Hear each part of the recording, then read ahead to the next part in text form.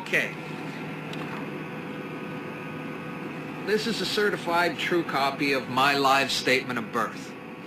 You can get this by applying for it at the Registrar General. They'll give it to you. And it's very interesting because this is where it all began. This is the foundation document. All identification is generated from this document.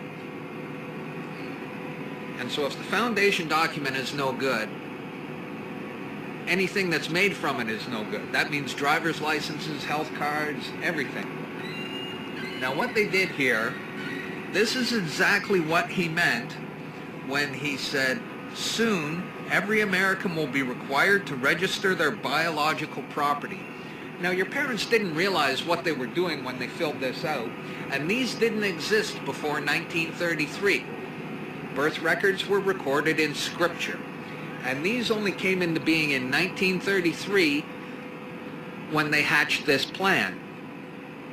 They created a corporate fiction with a name just like yours. See this here? They framed you.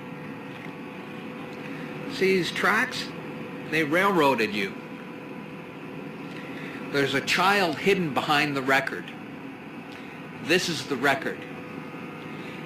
You can't harm a child in law. So they had to protect you behind the record. And you operate a corporation.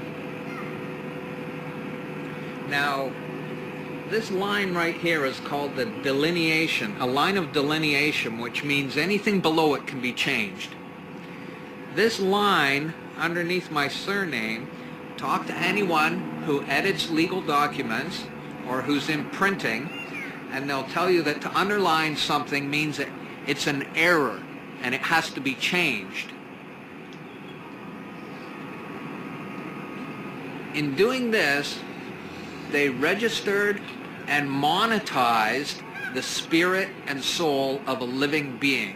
The date at the top, there's one that says June 12th. What is that? That's the date I got this. Okay. That's the date of issue. This is a certified copy. There's 2 stamps, notarized by a lawyer and signed off. So this is a true copy of the original. And the reason why it says June 12th, 09 is because that's when I requested this and that's when they gave it to me. Now from that, they created, this is where it gets really bad. They created this document. Now in law, a certificate, think gold certificate, think silver certificate. A certificate is like a share in something. And this is a legal document, and it's called a certificate.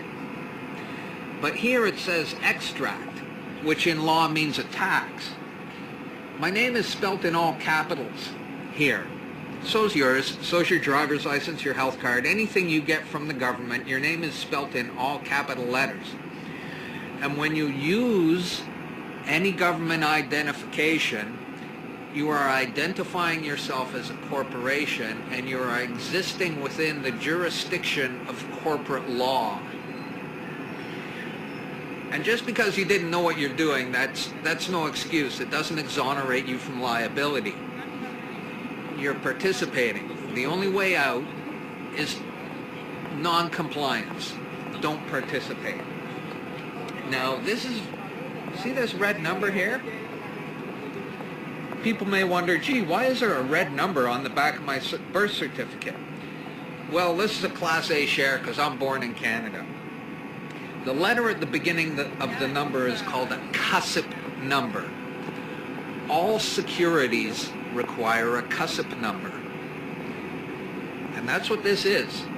This is a security, this is a share which represents me. This is held as collateral to secure the national debt. There was a bankruptcy in 1933, and the central bankers came in and said, we have a mechanism whereby you can continue to conduct commerce even though you're bankrupt and there's no money. Pledge your citizens as collateral. That happened in 1933, the bankruptcy.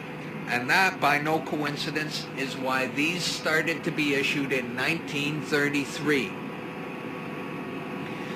So you may be walking around thinking you're free and you have rights. But the bottom line is that you are owned, you are a chattel, you are a slave. And these people own you. And that's why they can do things to you against your will. Because you comply.